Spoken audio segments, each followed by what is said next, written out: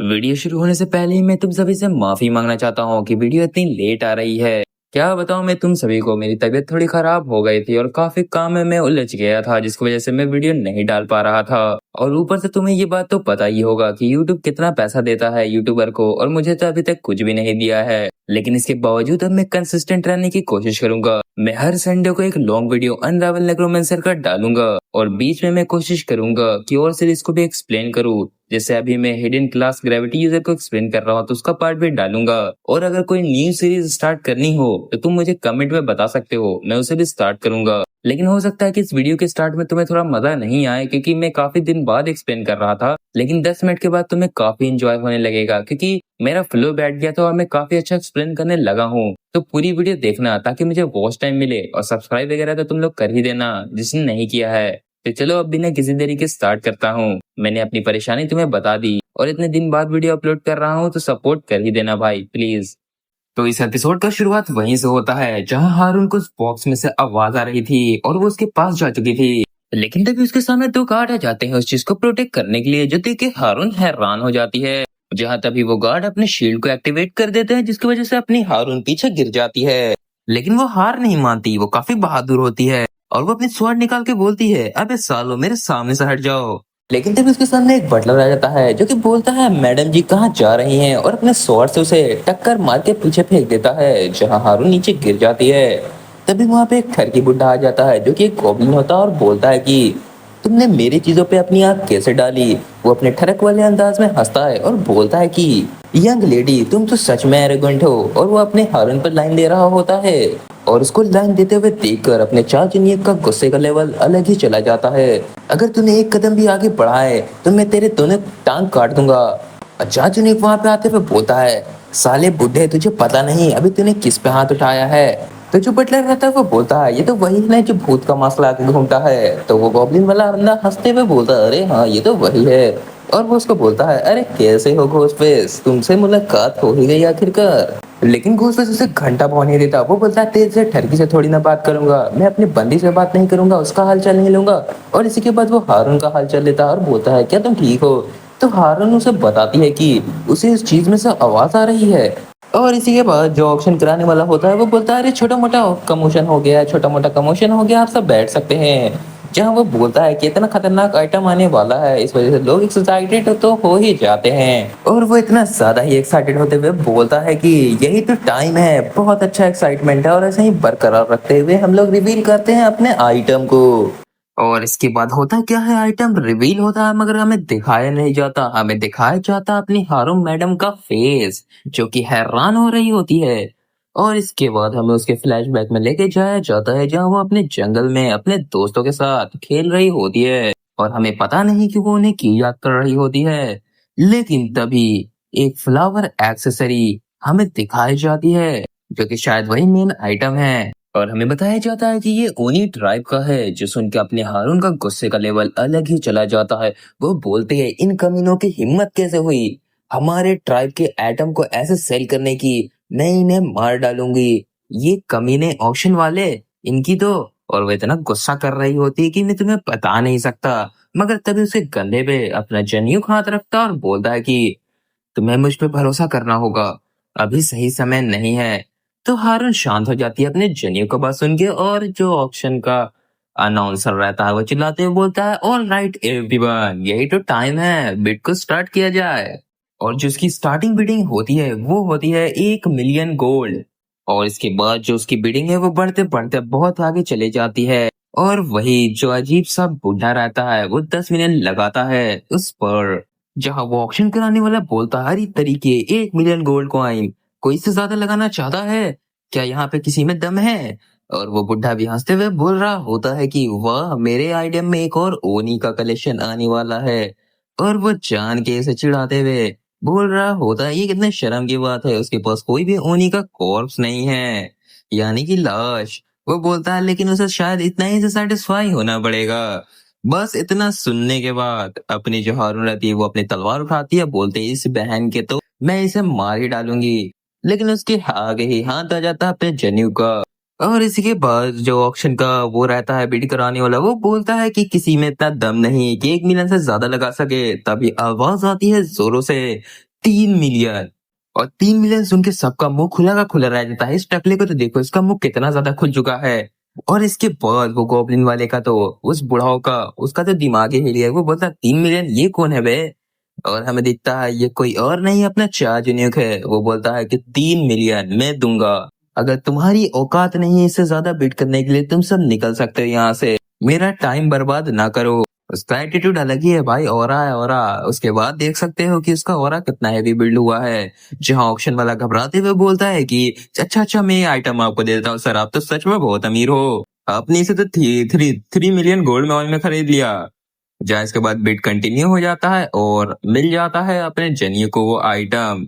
लेकिन तभी हमें एक अजीब बंदे को दिखाया जाता है। जिन्हें ना अवतार देखा होगा, इस बंदे को तो देखा ही होगा, बस एरो थोड़ा अजीब सा है। वो बोलता है कि घोस्ट फेस, ये तो सच में काफी अमीर है, मैंने तो सोचा ही नहीं था। जहाँ तभी वो बुढ़ा बोलता है कि अरे वो सच में कमीना है, इतना पैसा कहाँ से लाया उसने। और अपना जनियो कितना ओवरअप बिल्ड करने के बाद क्या सोच रहा होता है कि उसने इतना ज्यादा टेंशन ले लिया, अब तो उसने बहुत गलत कर दिया इतना हाई बिड करके। अब वो सोच रहा है, अरे वो फ्लेक्स कर रहा है भाई हम लोग के सामने, और बोलता है कि अब उसे निकल जाना चाहिए यहाँ से। और इसके बाद जनियो उस ऑप्शन वाले को बोलता है कि मुझे यहाँ से जल्द निकलना है, तो मेरे आइटम को जल्द से जल्द पैक कर दिया जाए। तो सामने वाला बोलता है अरे हाँ सर, मैं कर देता हूँ। इसके बाद वहां से समय बीतते हुए दिखाया जाता है हमें डायरेक्ट रात का सीन, जहां हारून को दिखाया जाता है जो कि वो आइटम लेके चल रही होती है। वो बोलती है कि आपका बहुत बहुत शुक्रिया उपा, आपने बहुत अच्छे कॉस्ट पे, इतने ज्यादा कॉस्ट पे खरीद दिया मेरे लिए, बस मैं काफी खुश हूँ। मैं तो सोच भी नहीं सकती आपने इतना पैसा मेरे ऊपर लगाया है। जहां बोलता है अपने जने, अरे ये पैसे मेरे थोड़ी, ये तो गोल्ड रिश के पैसे हैं, मैं उसे बाद में लौटा दूंगा। इन तभी वो आइटम चमकने लगता है और उसमें से एक आत्मा निकलती है जो कि हारून को हक करते हुए बोलती है तुम्हारा बहुत बहुत शुक्रिया, तुमने मेरी मदद की हारून। और ये बोलने के साथ ही वो गायब हो जाती है। जो देख के हारून सच में हैरान हो जाती है और उसकी आंखों से आंसू आ जाता है। और हमें दिखता है कि वो बुरी थकाई हुई आत्मा जिसे काफी टॉर्चर किया गया है, आखिरकार आजाद हो गई। और जहां अपने पीछे से चेन्नई हारून को देखते हुए बोल रहा होता है मैं समझ सकता हूँ हारून इससे इतना ऑब्सेस क्यों थी। सच में जो डेड होनी के सोल होते हैं वो भी उसके पसंद चीजों से अटैच होते हैं। लेकिन तभी अचानक से वही बटलर जो ऑप्शन में था अपनी जन्नी के पीछे आ जाता है अपनी स्वॉर्ड लेके अटैक करते हुए, जिससे अपने जन्नी को नोटिस कर लेता है और बोलता है अबे तू यहाँ क्या कर रहा है, और उसे अपने स्वॉर्ड से रोक लेता है। इसके बाद जो अपनी हारून रहती है हमेशा की तरह घबरा जाती है, लेकिन अपना जन्नी को उसे पीछे ढकेलता है और बोलता है आखिर तू है कौन, और समझ जाता है कि ये लोग तो ऑक्शन वाले हैं। जहाँ वो मोटा भी पीछे आया हुआ था अपना हथौड़ा लेके, जो देख के वो बोल रहा होता है कि ये मोटा भी यहाँ है। जहाँ वो मोटा बोलता है ये तो बहुत ज्यादा ही रूड है, बेटा तुम्हें मुझे ऐसे नहीं बोलना चाहिए। और वो बोलता है मेरा एक आइटम तुम्हारे पास रह गया है जिसके लिए मैं यहाँ आया हूँ। तब ना जेन्यू को अपने स्वॉर्ड उसकी ओर करते हुए बोलता है तुम्हें इतना ही दम था तो तुम्हें उसे ऑक्शन से खरीद लेना चाहिए था अपने पैसे से। मैं पहले ही बता रहा हूँ वो एक्सेसरीज में तुझे घंटा नहीं देने वाला, उसके बारे में भूल जाओ और यहाँ से निकल जाओ, नहीं तो तुम्हें मैं हर्ट कर दूंगा, तुम मत बोलना मुझे। जहाँ वो गोब्लिन हंसते हुए बोलता है कि हाँ हाँ, उस हेयर पिन के बारे में कौन ही चिंता करता है, मुझे उसका बिल्कुल ही फिक्र नहीं, मुझे फिक्र है तो बस, मुझे तो बस एक रियल ऊनी चाहिए जो कि मेरे सामने है। देखा इस बुढ़ाओ का ठरक, मैं जाना था ये ठरकी है। जो सुन के अपनी हारून का तो बहुत गुस्सा आ जाता है और वो अपनी स्वॉर्ड लेके उसकी ओर बढ़ते हुए बोलती है अब तू देख हड़े पकोड़े मैं तेरा क्या हाल करती हूँ। लेकिन तभी वो बूढ़ा हुआ अपना हथौड़ा निकाल लेता है बड़ा सा और जमीन पे मार के जमीन को डिस्ट्रॉय कर देता है, मगर हारून उससे बच जाती है जम करके। अपना चन्यू की देख के हैरान होता है और बोलता हारून तुम्हें संभल के रहना होगा, जल्दबाजी ना करो। लेकिन तभी उसके सामने स्वॉर्ड आ जाती है जिससे अपना चन्यू नीचे झुक के बच जाता है और वो बटलर ने उस पर अटैक किया होता है। जहां बटलर हंसते हुए बोल रहा होता है कि मैं तुम्हारा अपोनेंट हूँ। जरा इस बटलर की आंखें तो देखना, ये गन की तरह नहीं लग रहा लुकिज्म वाले। लेकिन मैं एक बात बता दूं ये अंधा है। इसके बाद हमारा जो चेन्युक रहता है वो सोच रहा होता है ये जरूर से हेनरिक के लेवल का है या फिर अपने शॉर्ट स्किल में तो उससे भी ऊपर है। लेकिन तभी अपनी जेन्युक अपने मास्क का पावर इस्तेमाल करके अपने कॉम्बैट फोरसाइट का इस्तेमाल करता है जो कि अपने हारून भी साथ ही साथ इस्तेमाल करती है। और वो उस पर अटैक करते हुए बोल रही होती है कि ये स्ट्रॉन्ग है मगर इसका जो मूवमेंट स्पीड है ये स्लो है। और वो सोचती है कि वो इसे जीत सकती है क्योंकि वो कॉम्बैट फोरसाइट का इस्तेमाल कर रही है। और वो अपने स्वॉर्ड में पावर भरते हुए बोलते यही मेरा मौका है इसे खत्म करने का। लेकिन वो गोब्लिन जो बुढ़ा रहता है वो हंस रहा होता है और तभी वो एक बटन दबाता है अपने हथौड़े का, उसमें से गंदी सी गैस निकलती है जो कि पॉइजनस होती है, जिसकी वजह से हारून को पीछे हटना पड़ता है और अपने मुंह को ढकना होता है। और वो बोलती है कि वो तो सांस नहीं ले पा रही। और वो बूढ़ा गॉब्लिन अपने हारून के फेस को अपने हाथों से पकड़ लेता है और उसे जमीन में पटकते हुए उसके गले को दबाने लगता है। जहाँ हारून काफी टेंशन में आ जाती है, वो बोलती है कि ये क्या कर रहा है। जहाँ वो बूढ़ा बोलता है कि तुम्हें की यंग होनी हो और तुम्हें समझना चाहिए कि अगर तुम 50 फ्लोर पे आई हो तो तुम ऐसे ऐसे क्लाइंबर से मिलोगी जिनके पास उनके ट्रम्प कार्ड होंगे। और इसी के बाद उसे मारने की कोशिश कर रहा होता है और बोलता है कि यहाँ पे मैंने गॉब्लिन मॉन्स्टर के पॉइजन का इस्तेमाल किया है, जिसे मैंने इम्प्रूव करके गैस फॉर्म में कन्वर्ट कर दिया है। तो हारून बोलती है कि तुम्हें क्या लगता है कि तुम्हारे इन छोटे मोटे पॉइजन से मुझे कुछ होगा, मैं अपना बदला लेकर रहूंगी। तो वो गॉब्लिन मॉन्स्टर उसको बोलता है कि तुम मुझे अपसेट कर रही हो, मुझे तो तुम्हारे बॉडी से सिर्फ मतलब है। और ये बोल के चाकू निकाल लेता है और उस पर अटैक करके हंसता है। बोलता है कि आज तुम्हारे लिगामेंट को काट डालूंगा। जो देख के हारून भी घबरा जाती है। लेकिन तभी इन पॉइजन के बीच में से अचानक से अपना चार्जर उसकी ओर बढ़ता है और उस गॉब्लिन मॉन्स्टर के हाथ को काट डालता है। और जब गॉब्लिन मॉन्स्टर देखता है कि उसका हाथ कट गया, वो पूरा घबरा जाता है। जहां उस आवाज आती है उस पॉइजन में से कि तुम काफी ज्यादा क्यूरियस लग रहे हो ये जानने में कि मैं इस पॉइजन में इतनी आसानी से कैसे मूव कर पा रहा हूँ। और वो बताता है कि तुम्हारा ये बकवास सब पॉइजन मेरे ऊपर काम नहीं करेगा। और वो बोलता है कि तुम गंदे दिखने वाले बेवकूफ जानवर, आज मैं तुझे बताऊंगा कि तुमने कितनी बड़ी गलती की है। आज मैं तुम्हें मार डालूंगा। इसके बाद वो जो गोब्लिन मॉन्स्टर रहता है उसका पूरा हाथ दर्द होने लगता है कि उसका हाथ काट दिया गया था। वो अपने चिल्ला रहा होता है कि मेरे हाथ को क्यों काटा। जहाँ तभी हारून बोलती है कि ओ पाप आखिरकार आ ही गए। जहाँ अपने चाचू ने बोलता है कि अब इतना नाटक तुम मत करो, तुम्हारा एक ही हाथ कटा है, अभी तो मैं तुम्हारा दूसरा हाथ भी काटने वाला हूँ। लेकिन तभी अपने चार्जनिक पे बटलर अटैक कर देता है। बोलता है मैं तुम्हारा अपोनेंट है, तुम कहाँ जा रहे हो। लेकिन अपना एमसी उसे काफी आसानी से डॉज कर लेता है अपने शील्ड की वजह से। और बोलता है कि तुम सच में काफी तेज हो, लेकिन इतने भी नहीं कि तुम मुझे हरा सको। जहाँ बटलर भी हैरान होते हुए सोचता है कि इसने मेरे अटैक को ब्लॉक कैसे कर लिया, क्या इसने मैजिक का इस्तेमाल किया। इसके बाद तभी अपना चार्जनिक मैजिक का इस्तेमाल करते हुए अपने 5 फिंगर सोल बुलेट का इस्तेमाल करता है और वहां पे काफी बड़े बड़े धमाके कर देता है, जिसे बचने के लिए वो उस बटलर को ऊपर कूदना होता है। और वो बटलर ऊपर कूद के उसके अटैक से बच जाता है और अपने मन में सोच रहा होता है ये स्वॉर्ड और मैजिक दोनों में बहुत अच्छा है। आखिरकार ये कौन है, क्या इसके पास कोई हिडन क्लास की एबिलिटी है। और वो घबराते हुए बोलता है कि इसका प्रेशर वो काफी खतरनाक है। ये ऐसा लग रहा है कि एक बहुत ज्यादा हाई लेवल का क्लाइंबर मेरे सामने खड़ा है और मुझसे फाइट कर रहा है। जहाँ चार्जनी के बॉडी से काफी खतरनाक पर्पल ऑरा निकल रहा होता है, उसका पुराना रूप उसके पीछे दिख रहा होता है। इसके बाद अचानक से वो बटलर टेलीपोर्ट होकर गॉब्लिन मॉन्स्टर के पीछे आ जाता है।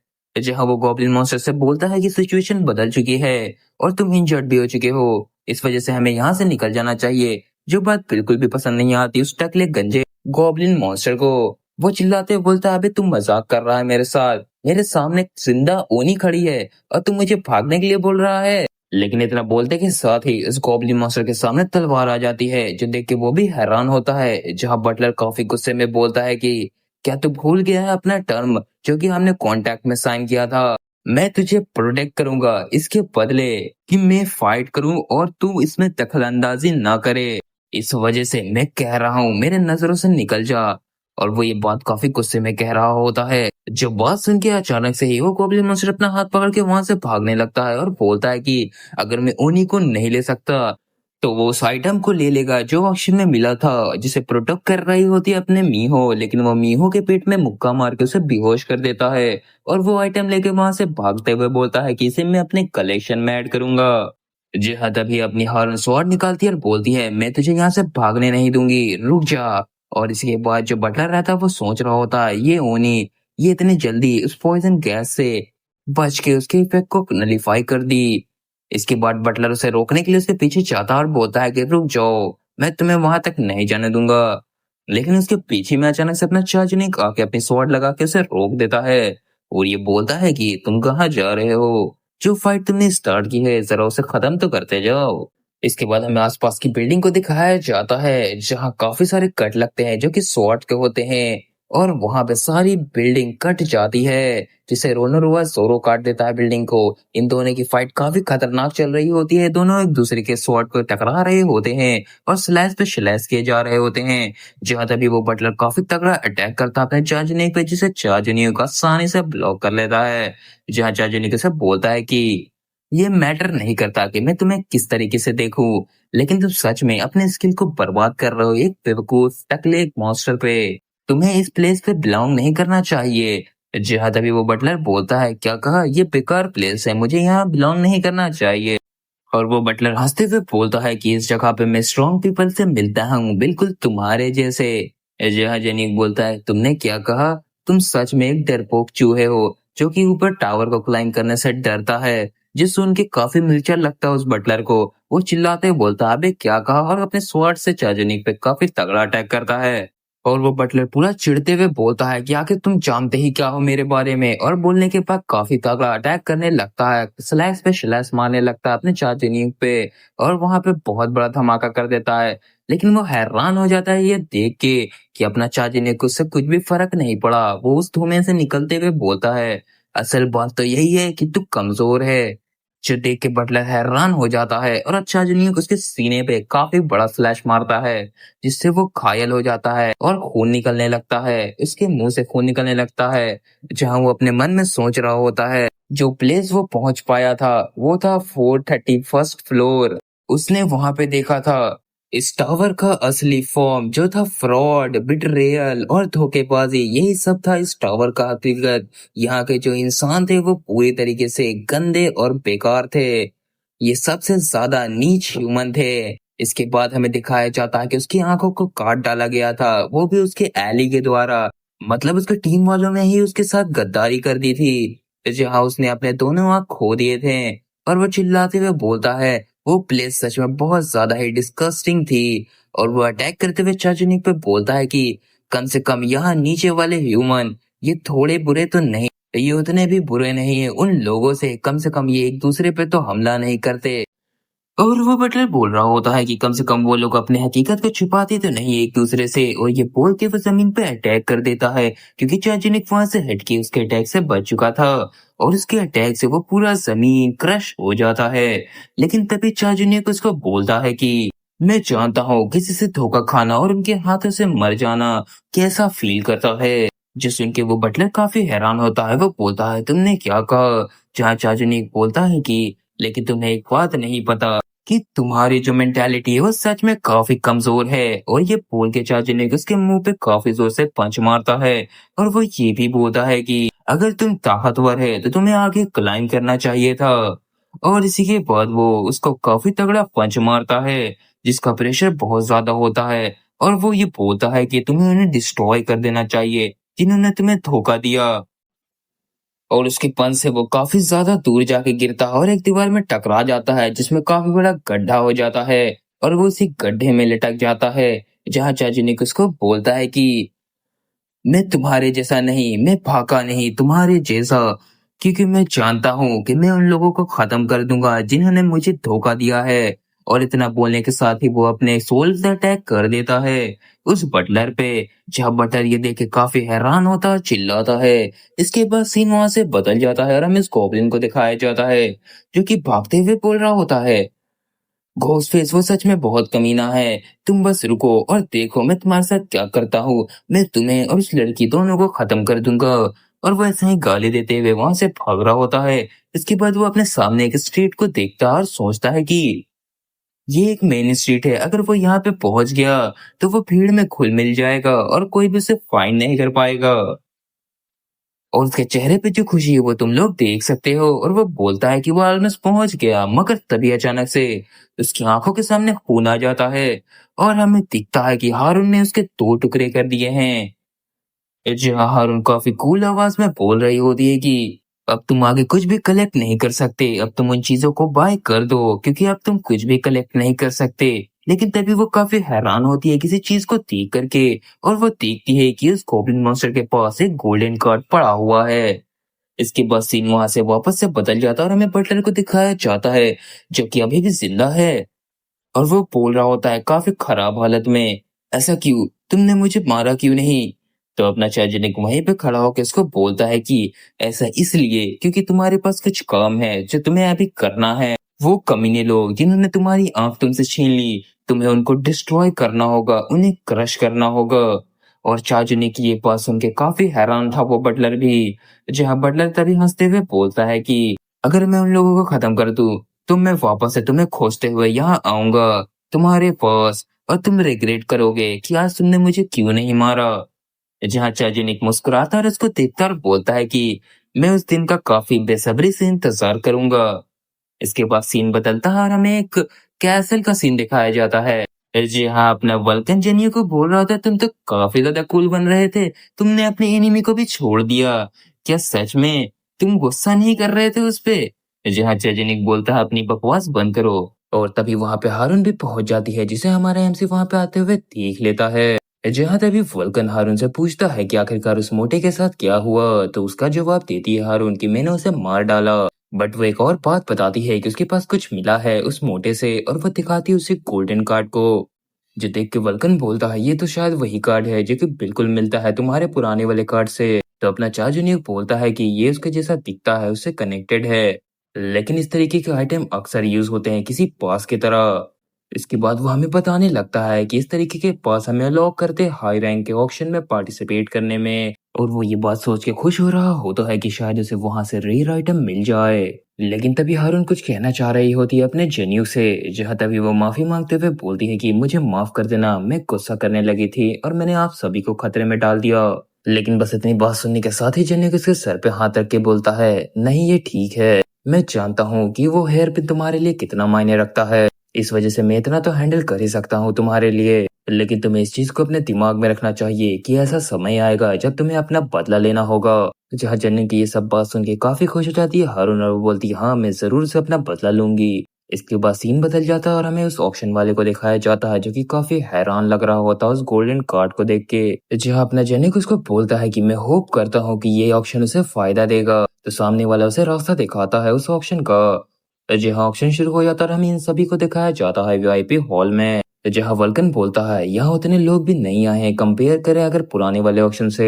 तो चार्जनिक से जवाब देता है यहाँ आने के लिए एक सीक्रेट पास लगता है, इसलिए यहाँ पे काफी कम लोग आए हुए हैं। और इसी के बाद ऑक्शन शुरू हो जाता है जहाँ वो बंदा बोल रहा होता है कि आज का लास्ट आइटम आने वाला है आप लोगों के सामने। जहाँ वो एक्साइटेड होते हुए बोल रहा होता है कि मैं जानता हूँ कि आप काफी इंतजार कर रहे हैं, लेकिन हम लोगों ने प्रिपेयर कर लिया आज का मेन कोर्स। लेकिन वहाँ पे जितने भी मॉन्स्टर्स हैं वो काफी ज्यादा ही अजीब तरीके से एक्साइटेड हो रहे होते हैं। वो बोल रहे होते हैं हमारे लिए जल्दी से उस आइटम को लाया जाए। जो देख के अपना चार्जनिक भी थोड़ा हैरान होता है, वो सोचता है कि ये क्या अजीब सा शोर है, ये लोग काफी ज्यादा अजीब से एक्साइटेड हो रहे हैं। लेकिन अपना चार्जनिक को भी देखना था आखिरकार उस चीज में क्या है। जहाँ इसके बाद हमें दिखाया जाता है कि एक कपड़े से ढककर उस चीज को वहां पे लाया जाता है, और सब चिल्ला रहे होते हैं कि जल्द से जल्द उसे दिखाया जाए।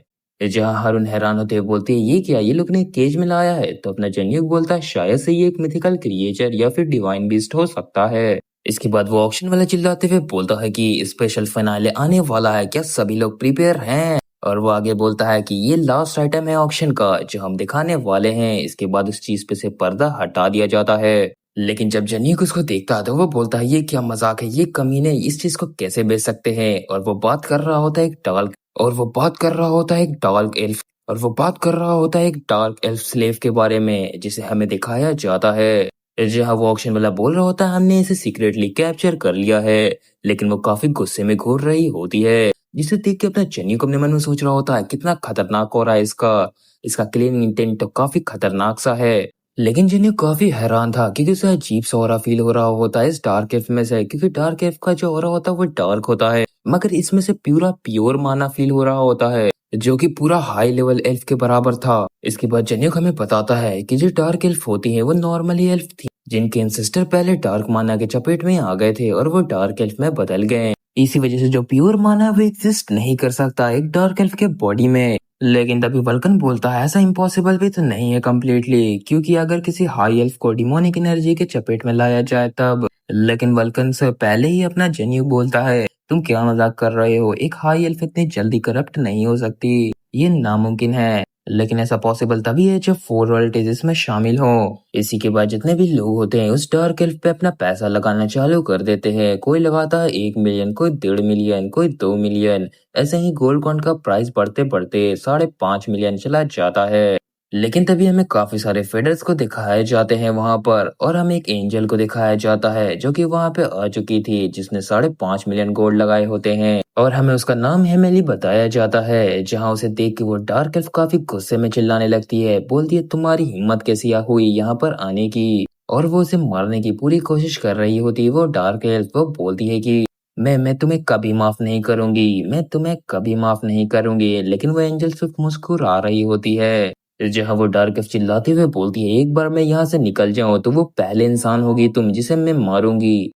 तो वो एंजल उसे जवाब देती है कि इतना गुस्सा करने की कोई जरूरत नहीं है प्रिंसेस, अभी अपने बारे में सोचो तुम। और वो बताती है कि इन अजीब आदमी के हाथ के टॉय बनने से अच्छा तुम मेरे साथ आ जाओ, तुम मेरी टॉय बन जाओ, ये तुम्हारे लिए अच्छा होगा। और उसकी बात सुन के डार्क एल्फ भी कुछ नहीं बोल पाती, वो बस गुस्सा कर रही होती है और परेशान हो रही होती है। इसके बाद हमें उस अनाउंसर को दिखाया जाता है जो कि बोल रहा होता है कि अगर कोई 5.5 मिलियन से ज्यादा नहीं लगाने वाला तो ये बेटिंग यहीं पर खत्म होती है। और उसी के बाद टाइमर गिनाने लगता है कि कोई लगाना चाहता है 5.5 मिलियन से ज्यादा। जहां वो एंजल काफी खुश हो रही होती है, लेकिन अपनी डार्क एल्फ काफी उदास होते हुए सोच रही होती है कि क्या सच में ये उसका अंत है। और जब जैसे ही बीटिंग खत्म होने वाला होता है कोई बोलता है कि 5.5 मिलियन में 4.5 मिलियन और ऐड कर दो, जो सुन के सभी का होश उड़ जाता है। उस डार्क एल्फ को काफी हैरानी होती है आखिर ये कौन है। और वो एंजल भी काफी गुस्से में बोलती है आखिर कौन 10 मिलियन का बिडिंग करने वाला है, आखिर वो पागल हो चुका है, इतना पैसा कौन दे रहा है। और हमें दिखता है ये अपना घोस्ट फेस होता है जिसे सभी लोग देखने लगते हैं। जहाँ अपना जन्युक बोलता है कि तुम सच में एक पिजन हो, तुम इतना बड़ा सीन यहाँ पे क्रिएट मत करो। जहाँ जो ऑक्शन वाला होता है वो भी हैरान होता है, वो बोलता है कि आखिर 10 मिलियन गोल्ड कॉइन। और सभी जोश में आ जाते हैं, सभी चिल्लाने लगते हैं 10 मिलियन गोल्ड कॉइन सबसे ज्यादा हाई बिडिंग है इस 51st फ्लोर का। और ऐसे ही सभी लोग चिल्लाते हुए काफी हैरान हो रहे होते हैं। जहाँ वो डार्क एल्फ अपने जन्युक को देख के सोच रही होती है आखिरकार ये कौन है। लेकिन वो एंजल चिल्लाते हुए गुस्से में बोलती है ये घोस्ट फेस, इसकी हिम्मत कैसे हुई, इसने मेरी चीजों को छीनने की कोशिश कैसे की। और वो अपने पावर का इस्तेमाल करती है अपने जन्युक पे। जहाँ जन्युक अपना हाथ खड़ा करते हुए बोलता है कि ये मुझे डराने की कोशिश कर रही है, ये चाह रही है कि मैं अपना बिट वापस ले लूं, क्या ऐसा करना अलाउ है यहाँ पर। और उसकी बात सुन के वो एंजल बोलती है कि तुम वो हो जो डाइवर्ट कर रहे हो अटेंशन को, और तुम मेरे ऊपर ये सब कैसे इल्जाम लगा सकते हो, क्या तुम्हारे पास इतना पैसा भी है कि तुम पे कर सको। तभी जन्युक अपने पावर का इस्तेमाल करता है और बोलता है कि तभी जन्युक अपने पावर का भी इस्तेमाल कर देता है उसके सामने, जो देख के उस ऑक्शन वाले का भी हालत खराब हो जाता है। वो बोलता आखिरकार वो क्या कर सकता है इसमें। लेकिन तभी वो एंजल शांत हो जाती है और तभी वो बोलती है कि चलो ठीक है मैं इससे भी ज़्यादा हाई बिड कर देती हूँ। और वो बोलती है बस 10 मिलियन है ना, ठीक है। लेकिन तभी कोई बोलता है 20 मिलियन गोल्ड कॉइन, जो सुनकर उस एंजल का हालत खराब हो जाता है। और वहाँ पे हालत सिर्फ उसका ही नहीं खराब होता, अपने हारून और वल्कन का भी हालत खराब हो जाता है। वो बोलते हैं 10 मिलियन कॉइन, क्या तुम पागल हो चुके हो बिल्कुल ही। जहाँ जनीव बोलता है कि अगर तुम्हें डर लग रहा है तो अपने आप को मार लो पिजन। जहाँ वो पिजन मतलब उस एंजल को पिजन बोल रहा होता, वो बोलती है कि तू सच में कमीना है, तूने इस अटेंशन को डाइवर्ट करने के लिए सब किया है, तू सच में इस एल्फ को बाई करना चाहता है इतना महंगे प्राइस में। और वही सब अपने मन में सोच रहा होता है, और वही सब अपने मन में सोच रही होती है। जहाँ जन्युक अपने मन में सोचता है कि पिजन, ये पिजन मुझे ऐसे क्यों देख रही है, मेरा तो मन कर रहा है कि मैं इसकी आंखें निकाल लूं, लेकिन मैं अभी इसे मार नहीं सकता। लेकिन एक दिन मैं 4 रॉयल्टीज के साथ इसे भी खत्म कर दूंगा, क्योंकि ये भी उन्हीं की हिस्सा है। अभी मेरे पास उतनी ताकत नहीं है, लेकिन मेरे पास है पैसा, जिसके मामले में ये मुझे नहीं हरा सकती। इस वजह से मुझे अभी इसी से सेटिस्फाई होना होगा। जहाँ वो एंजल काफी ज्यादा घबराते हुए बोल रही होती है इसने 20 मिलियन लगा दिया था तरीके, अब मैं क्या करूँ। वो चिल्लाते हुए बोलती है कि ऐसा नहीं हो सकता, इसके अकाउंट में इतना पैसा ही नहीं हो सकता, ये कैसे खरीद सकता है। लेकिन तभी जो ऑक्शन वाला रहता है वो बोलता है 20 million gold coin, 20 million gold coin पे ये बेट खत्म होता है और ये अपने जाजुनिक के नाम पे होता है। और अनाउंस कर दिया जाता है कि जो डार्क एल्फ है वो सोल्ड हुई है 20 मिलियन गोल्ड कॉइन में। इसके बाद सीन वहां से बदल जाता है, जहाँ जो ऑक्शन वाला रहता है वो अपने जेन्यू को बोल रहा होता है कि आप यहीं पे इंतजार करो, हम आपके आइटम को यहीं पे ला रहे हैं। जहाँ जेन्यू बोलता है कि अच्छा ऐसा है, और वो जेन्यू को एक की भी देता है जो कि मैजिक की होती है, जिसकी वजह से वो इस एल्फ का चेन अनलॉक कर सकता है। जहाँ तभी ऑक्शन वाला मक्खन लगा के बोलता है कि आप अगली बार कब आने वाले हो हमारे ऑक्शन में। तो अपना जेनिक बोलता है कि चुपचाप से यहाँ से निकल जाओ। जहाँ तभी अपनी हारून रहती वो थोड़ा अजीब सा बिहेव कर रही होती। वो अपने जेनिक को बोलती है कि क्या क्या आप सच में उस डार्क एल्फ को अपना स्लेव बनाना चाहते हो। ये बात सुन के अपना जेनिक बोलता है क्या तुम पागल हो चुकी हो, मैं भले ऐसा क्यों करूंगा। लेकिन तभी ये बल्कन वहां पे आता है और वो बोलता है कि क्या तुमने मुझे तो स्लेव बना के रखा है। तो जेनिक उसको बोलता है कि तुम एक सोल हो, कोई आदमी या फिर कुछ इंसान नहीं। ये बात सुन के बल्कन उसे गाली देता है और बोलता है कि तू सच में कमीना है। जहाँ तभी अपना जेनिक हारून के ऊपर आते हुए बोलता है कि सच बताओ हारून, क्या ये सच है कि तुम मुझे उस टाइप के इंसान समझ रही हो। तो हारून बोलती है नहीं नहीं, मैं तो ऐसा बिल्कुल भी नहीं समझ रही।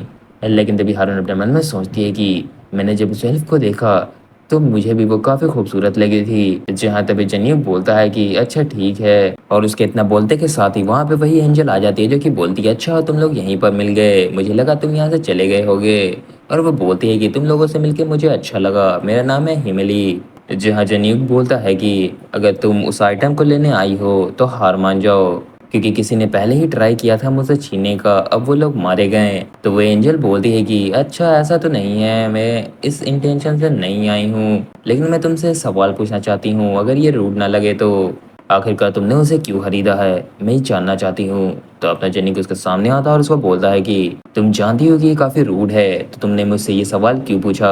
इसके बावजूद कि तुम फोर रॉयल्टीज में से एक हो, क्या तुम सोचती हो कि सभी लोग तुमसे अच्छा ट्रीट करेंगे। तो ये तुम्हारी गलत फहमी है। लेकिन तभी वह एंजल वहां से निकलते हुए बोलती है तब मैं इसमें कुछ भी नहीं कर सकती, मैंने ये पहले ही सोचा था। इसका मतलब मुझे अभी अपना समय लेके तुम्हें जानना होगा। लेकिन तभी वो काफी खतरनाक नजर के साथ बोलती है कि लेकिन तुम्हारा एक रिपोर्ट पहले ही हायर अप के पास पहुंच चुका है। बस इतना बात सुनने के बाद ही अपना जन्युक हैरान हो जाता है और वो अपनी स्वॉर्ड निकालता है और उस एंजल को काट डालता है, वो भी बीच से। लेकिन हमें समझ में आता है वो अपने मन में ऐसा सोच रहा है और वो बोलता है कि नहीं, वो ऐसा नहीं कर सकता, वो अभी इसे नहीं मार सकता। अगर वो अपना पूरा पावर ला के अभी इसे मार भी दे तो इसके पीछे जितने भी एंजल हैं इससे भी पावरफुल वो आएंगे अपने शाहजनीक को मारने के लिए, जिसे शाहजनीक नहीं हरा पाएगा। इस वजह से वो बस वेट करने के अलावा भी कुछ नहीं कर सकता। लेकिन तभी हमें दिखता है कि वो एंजल अचानक से हारून के पास चली जाती है और बोलती है कि ये हेयर पिन ये कितना ज्यादा प्रीटी है, ये कितना शर्म की बात है कि मैंने इसे पहले नहीं देखा। और वो हारून के कान में बोलती है कि जब मैंने तुम्हारे विलेज को जलाया था तब। जो सुन के अपनी हारून काफी गुस्से में आ जाती है और ये देख के अपना एम से समझ जाता है कि यहाँ पे ये क्या करने की कोशिश कर रही है, ये पिजन वो हारून को प्रोवोक करने की कोशिश कर रही है। तभी जन्युक अपना आवाज देता हारून को, लेकिन हारून तभी बोलती है कि मैं समझ गई, मैं जानती हूँ उपा, यही समय है, मुझे कोल्ड हार्टेड बनना होगा। और वो काफी गुस्से में होती है मगर अपने फीलिंग को दबाई भी होती है।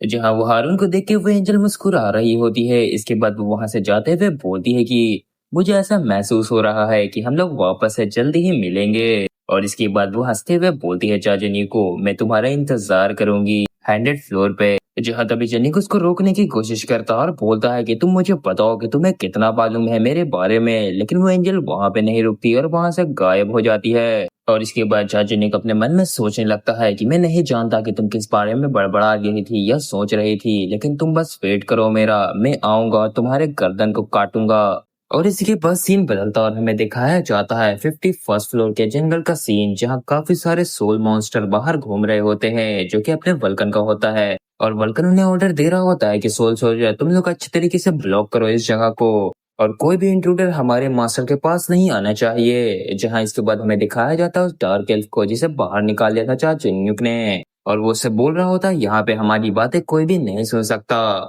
तो इसी के बाद जो डार्क एल्फ रहती है वो अपने चाचनिक से पूछती है तो ठीक है अब तुम मेरे साथ क्या करना चाहते हो। तो चाचनिक उसको बोलता है कि तुम टेंशन मत लो, मैं तुम्हारे साथ कुछ भी उल्टा पुल्टा नहीं करना चाहता, अगर मैं करना चाहता तो मैं तुम्हें इतने महंगे दाम पे नहीं खरीदता। फिर चाचनी की बात सुन के वो डार्क एल्फ हंसते हुए बोलती है कि तुम सभी एक जैसे हो, तुम बस एक बच्चे के जैसे हो, तुम में और एक बच्चे में कोई भी डिफरेंस नहीं। फिर चाचनी किसको बोलता है ये तो बस तुम पर ही है कि तुम मुझ पर भरोसा करती हो या नहीं। वैसे तुम्हारा नाम क्या है, मुझे तुम्हारा नाम जानना है। तो वो डार्क एल्फ अपना नाम बताती है और वो बोलती है मैं हूँ एलियन वॉन डार्सिली।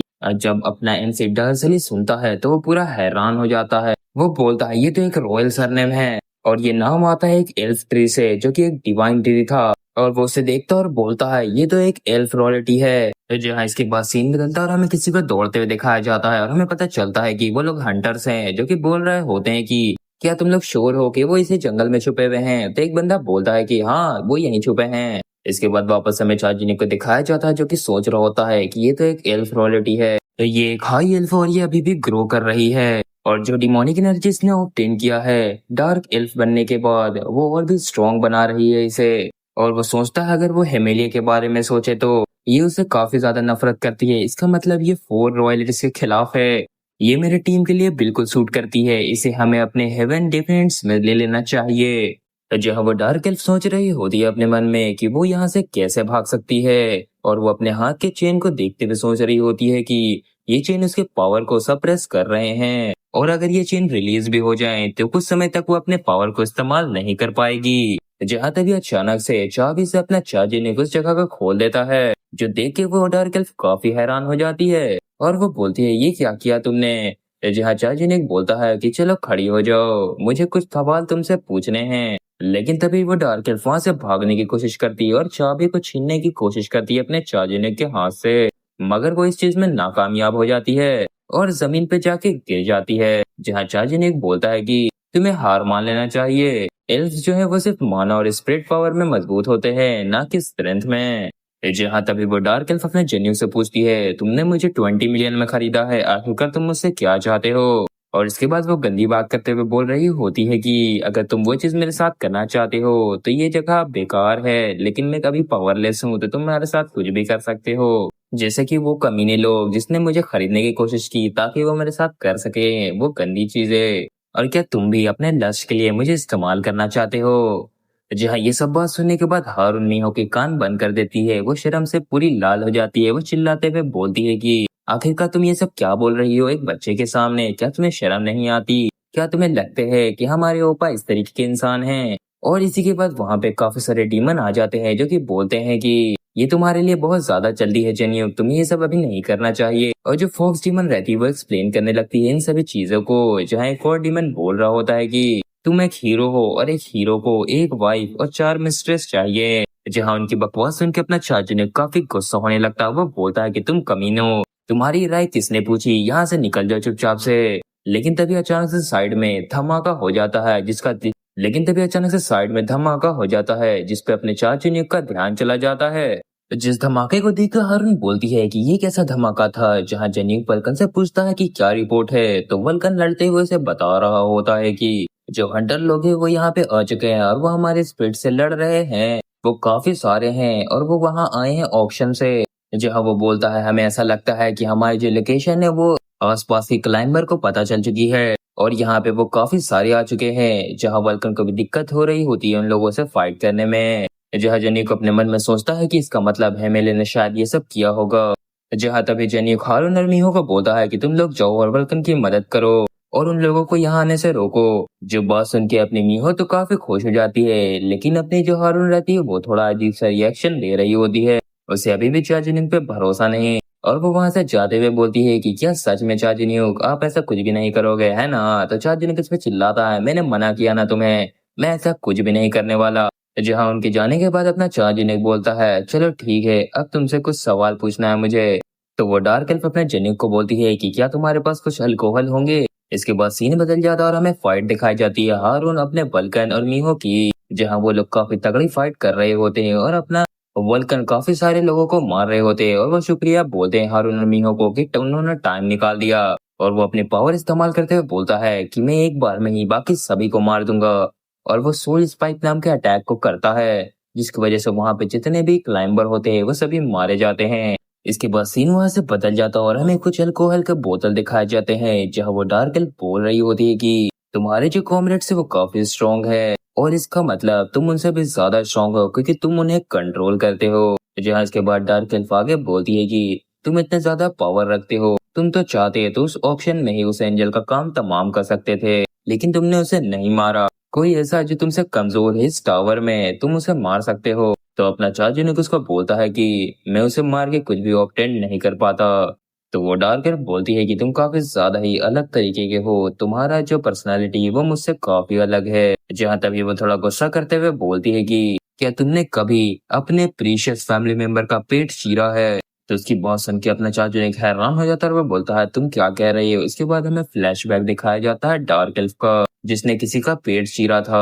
और वो बंदा जिसका पेट चिरा रहा था वो बोलता है कि तुम्हें अगर ताकत चाहिए तो तुम्हें मेरा चेस्ट ओपन करना ही पड़ेगा। जहाँ हमें दिखाया जाता है उस टाइम पे वो डार्क एल्फ छोटी थी और करप्ट नहीं हुई थी। और हमें पता चलता है कि जिसका वो पेट चीरी है वो उसके फादर थे। जहाँ उसके फादर घायल हालत में बोल रहे होते बेटी तुमने बहुत अच्छा काम किया, मैं कुछ भी नहीं सिखा सकता था इससे ज्यादा तुम्हें, अपनी मौत मैं मर के भी तुम्हारी मदद करना चाहता था। जहाँ तभी वो अपने पेट से एक और निकाल के बोलता है कि ये एक डारियस सीड है और ये मैं तुम्हें देना चाहता हूँ और अब हमारा जो फ्यूचर है वो तुम्हारे हाथों में है। जहाँ वो डार्क एल्फ काफी रो रही होती है। इसके बाद सीन बदलता है और हमें कुछ लोगों को घोड़े पे दिखाया जाता है जो कि चिल्ला रहे होते हैं कि एलियन को पकड़ो। अभी तक जो फादर है वो काफी इंजर्ड हो चुके होंगे और वो लोग भी एल्फी होते हैं। जहाँ तभी वो डार्क एल्फ अपने सोच रही होती है मन में कि वो उसका बड़ा भाई एलराड है, वो गद्दार था जिसने फोर वर्ल्ड के साथ हाथ मिला ली। जहाँ तभी डार्क एल्फ भी देखती है कि वो लोग पकड़े गए, वो बोलती है कि हमें पकड़ लिया गया। जहाँ लियोन के फादर बोल रहे होते कि जल्दी उस औरत को खा लो, लेकिन उसके खाने से पहले ही उसके फादर के गर्दन पे एक तीर लगता है जो देख के लियोन घबरा कर अपने फादर के पास दौड़ती है। लेकिन उसी वक्त उसके हाथ को और को भी तोड़ दिया जाता है जो देख के वो पूरा हैरान हो जाती है और उसे तोड़ने वाली वही एंजल होती है जिसका नाम हेमेले था। और यहाँ तक कि हेमेले अपने एलियन के अंदर डार्क माना भी डाल देती है और वहां पे उतरते हुए बोल रही होती है कि मैं सोच रही थी कि तुम्हें किस तरीके की पनिशमेंट दिया जाए। एल्वन प्रिंसेस, अब तुमने हमें मना कर दिया है ज्वाइन करने से, तो मैंने तुम्हारे लिए एक डिमोनिक एनर्जी लाया है जो कि मैंने अपने फ्रेंड से मांगा है। ये इतना पावरफुल है कि इसका एक बूंद एक हाई एल्फ को भी करप्ट कर सकता है। अब जो तुम्हारा हाई एल्फ का प्राइड था वो पूरी तरीके से खत्म हो जाएगा, वो करप्ट हो जाएगा। और वो ये बोल के हंस रही होती है। जहाँ एलियन के ऊपर अजीब सा चीज आ चुका होता है, वो स्केलेटन मॉन्स्टर जो कि बोल रहा होता है कि मैं तुम्हें डिस्पेयर में गिरा दूंगा।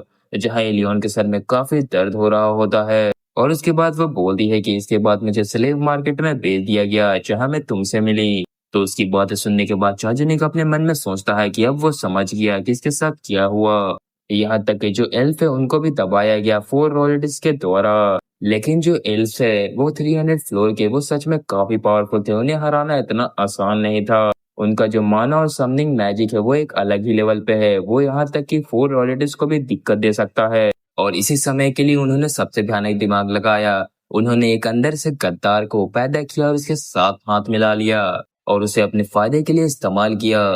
जहाँ डार्क एल्फ बोलती है कि उसकी स्टोरी यहीं पे खत्म होती है, अब उसे अपनी पूरी जिंदगी असह्य जीनी पड़ेगी, ये इसकी कहानी का अंत है। जहाँ तभी जेनिक उसके सामने आता और उसको बोलता है कि उन कमीनों ने तुम्हें स्लेव बनाया, तुम्हारे किंगडम को अपने कब्जे में कर लिया, लेकिन इन सब चीजों के बावजूद अभी तक तुम जिंदा हो। इसी वजह से तुम्हारी जो स्टोरी है वो अभी तक खत्म नहीं हुई है। एक स्टोरी तभी खत्म होती है जब एक दुश्मन या जो तुम हो उनमें से कोई एक मर नहीं जाता। इसी वजह से तुम्हें ज्वाइन करना चाहिए हेवन डिफेंस को, मैं तुम्हारी मदद करूंगा तुम्हारी एनिमी को मारने में। इसके बाद सीन वहां से बदल जाता और हमें हारून को दिखाया जाता है जो कि थोड़ी थक चुकी थी। जहाँ वो अपने मन में सोच रही होती है कि क्या ओपा और वो डार्क एल्फ, क्या वो लोग ने कुछ गलत तो नहीं किया होगा ना। और वो इसी तरीके की चीजें सोच रही होती है। जहाँ वो अपने मन में सोचती है कि अपना एमसी डार्क एल्फ के साथ कुछ ज्यादा ही प्यार दिखा रहा होगा, जो देख के वो टेंशन में आ जाती है। लेकिन तभी उसके पीछे एक रेड ऑर्ब आ जाता है उस पर अचानक से अटैक करने के लिए।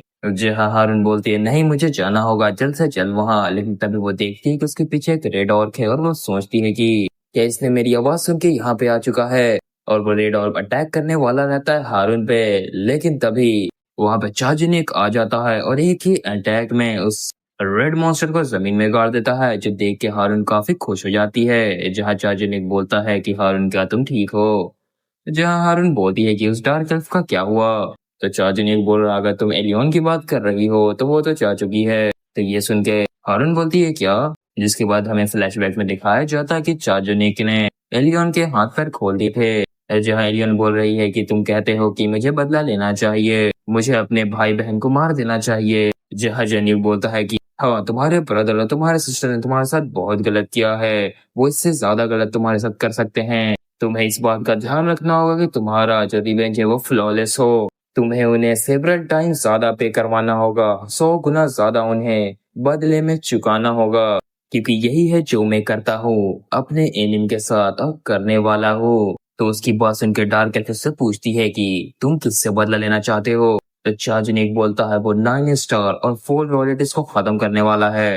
जो सुनकर डार्क एल्फ मुस्कुराती है और बोलती है कि मुझे भी रिकॉन कर लो। लेकिन अचानक से वो वहां से चली जाती है। जो देख के अपना चार्जनिक उससे पूछता है कि क्या तुम हमारे हेवन डिफेंस को ज्वाइन कर रहे हो या नहीं। तो उसका जवाब आता है नहीं। जहाँ वो बोलती है कि अभी वो उतने लेवल पे नहीं है और उतने पावर के साथ वो तुम्हारे हेवन डिफेंस को ज्वाइन नहीं कर सकती। जब तक वो कॉन्फिडेंट और उतनी स्ट्रांग नहीं बन जाती तब तक वो तुम्हें ज्वाइन नहीं करेगी। और एक बार जब वो स्ट्रांग बन जाएगी तो वो वापस आएगी और तुम्हें ज्वाइन करेगी। जो सुन के अपना चार्जनिक मुस्कुराता है।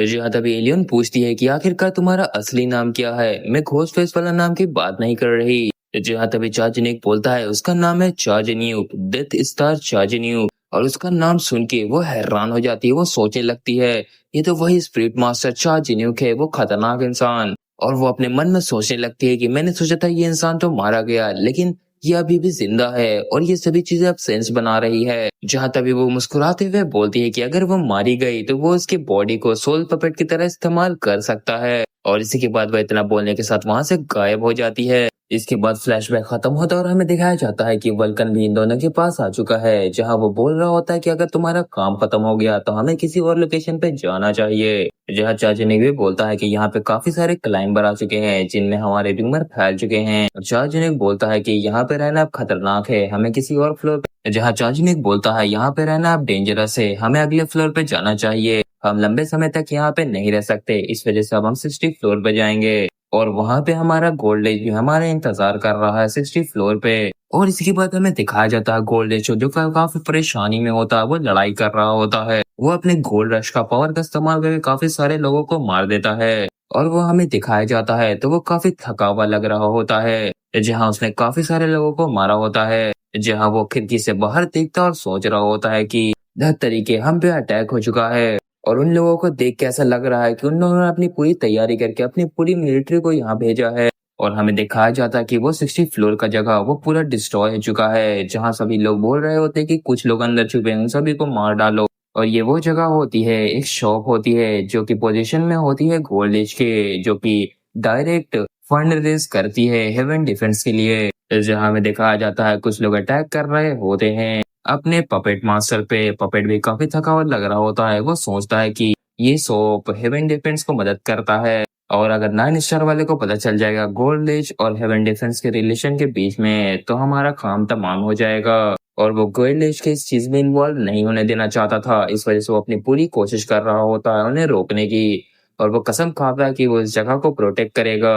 और वो अपने पपेट की मदद से काफी सारे लोगों को वहां पे मार भी डालता है।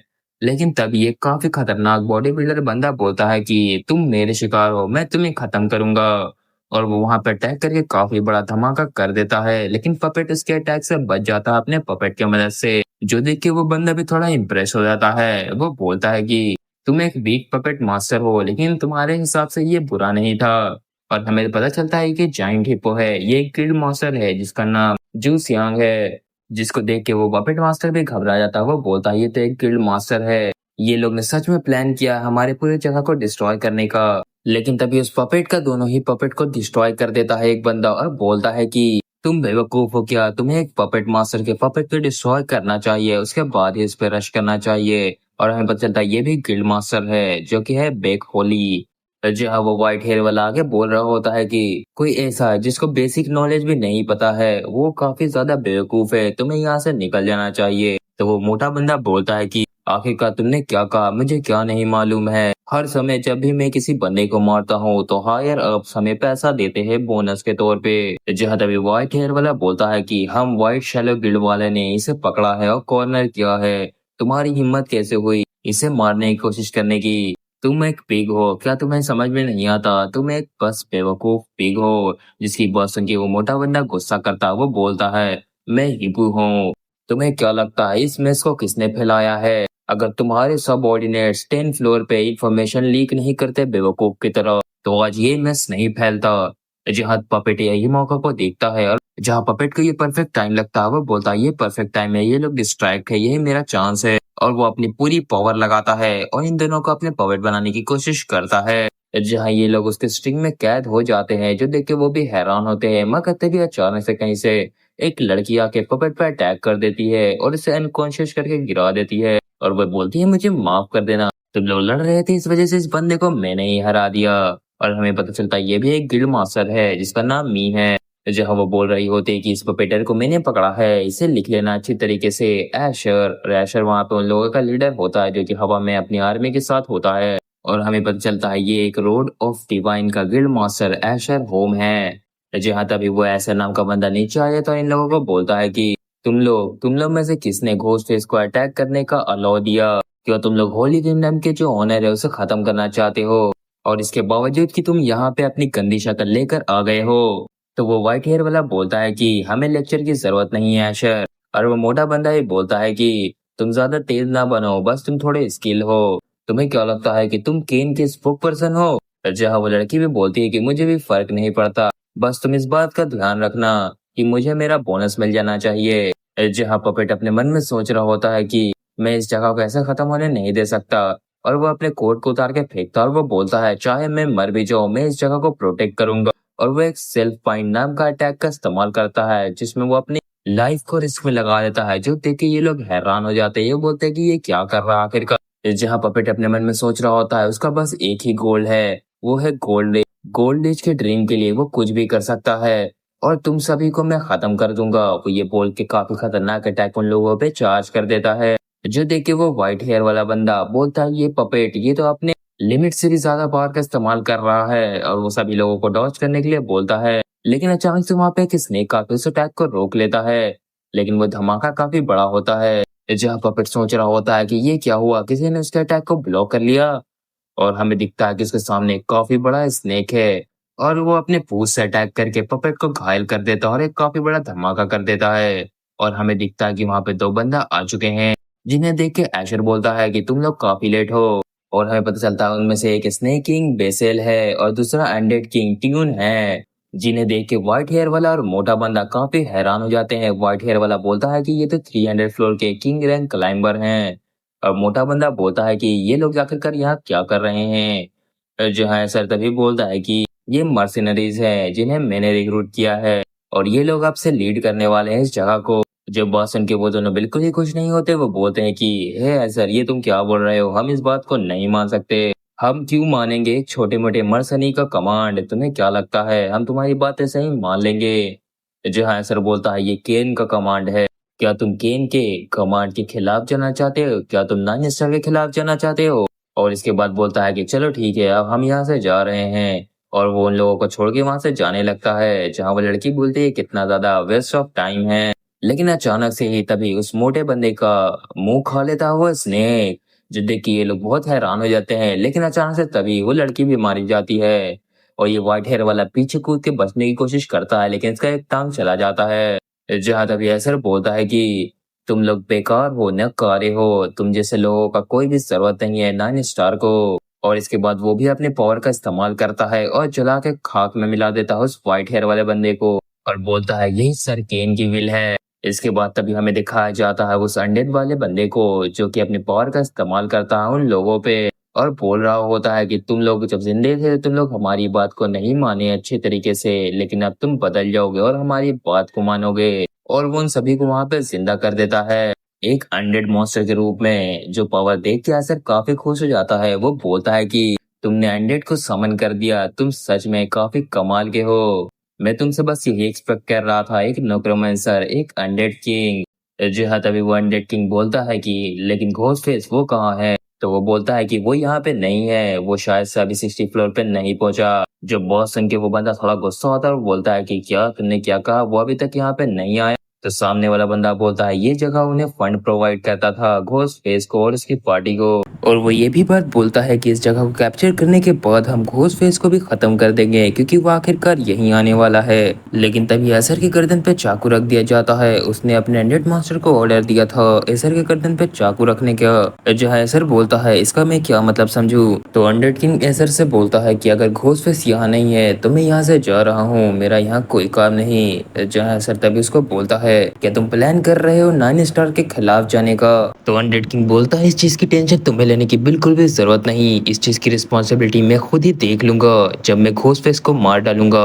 जी हाँ, वांडेड किंग घोस्टफेस को याद करते हुए सोच रहा होता है। उसका एक ही कारण था इस मिशन को लेने का, वो है घोस्टफेस। वो घोस्टफेस को मारना चाहता है और वो घोस्टफेस को याद करते हुए बोलता है, तुम बस इंतजार करना स्पिरिट मास्टर, मैं तुम्हारे लिए आ रहा हूँ। इसके बाद सीन बदल जाता है और हमें दिखाया जाता है कि ये सब लोग हेनरिक के पास पहुंच चुके थे, जहाँ हेनरिक किसी को पीट रहा होता है और वो उसे पीटते पीटते बोलता है इन लोगों को कि आखिरकार तुम लोग यहाँ आ ही गए। जी हाँ, हेनरिक को ऐसा काम करते हुए देख के अपना जो एमजेन्युक रहता है वो अपने मन में सोचता है, ये तो सच में एक बुली है। जी हाँ, इसके बाद हेनरिक बोलता है, तुम लोगों को काफी लंबा समय लग गया यहाँ आने में, क्या तुम लोगों के साथ कुछ अच्छा हुआ था? तो अपना चार्जनिक उसको बोलता है, ये तो एक लंबी कहानी है, ये मैं तुम्हें बाद में बताऊंगा। लेकिन तभी आसमान चीरते हुए एक कबूतर वहां पे आ जाती है एक रेडियो टेप लेके, जिसे देख के ये लोग हैरान हो जाते हैं। हारून बोलती है कि ये क्या है, जहाँ जनिक बोलता है कि ये एक पिजन है जो फ्लोर के आर पार जा सकता है, ये जरूर से गोल्ड एज का होगा।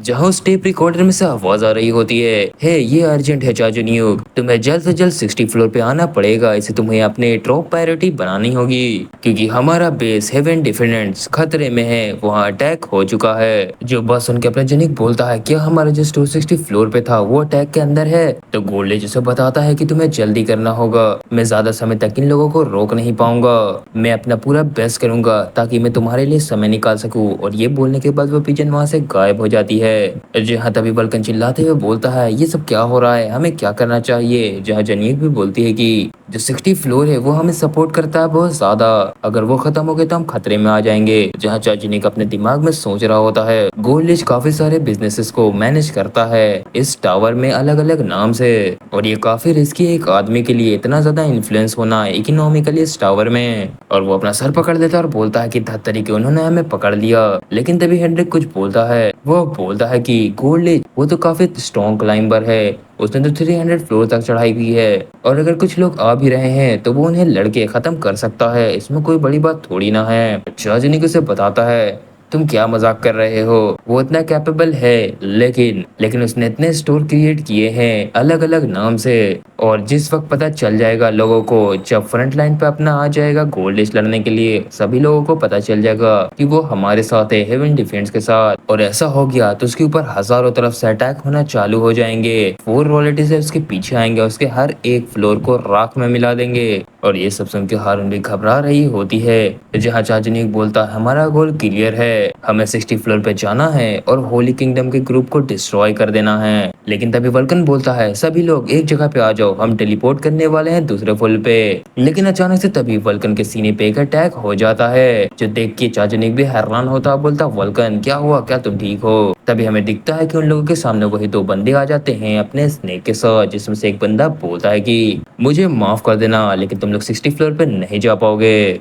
और वो अपना अटैक चार्ज करते हुए ये भी बोलता है, क्योंकि तुम लोग यहीं पे मरने वाले हो। और वो अपने स्नेक से अटैक कर देता है इन लोगों पे, जहाँ चाचनिक बोलता है सभी लोगों को डॉज करने के लिए। और वहां पे उसका अटैक इतना पावरफुल होता है कि काफी बड़ा धमाका कर देता है, उसके धमाका से 1 किलोमीटर का एरिया उड़ जाता है, जहाँ चाचनिक और उसकी टीम टेलीपोर्ट होकर उसके अटैक से बच जाते हैं। जहाँ ये देख के हेनरिक भी घबराता है, वो बोलता है ये क्या पावर है? जहाँ चाचनिक भी बोलता है कि ये तो ऑब्वियस है कि हमें रोकने के लिए एनिमी तो आना ही है इस तरीके के सिचुएशन में। और वो बोलता है ये लोग असासिन हैं जिसे भेजा गया है केन के द्वारा। तो वही बोलता है, तुमने बिल्कुल सही कहा, और उन लोगों के पीछे काफी बड़ा मॉन्स्टर को समन कर देता है, जो देख के चाचू ने घबराता है और पीछे घूमता है और जल्द से जल्द हारून और मियो को पकड़ के पीछे हट जाता है। जहाँ वो अपने मन में सोच रहा होता है, ये तो एक अनडेड नेक्रोमेंसर है, ये जरूर से इस अजीब से स्नेक मैन के बगल वाला बंदा एक नेक्रोमेंसर है।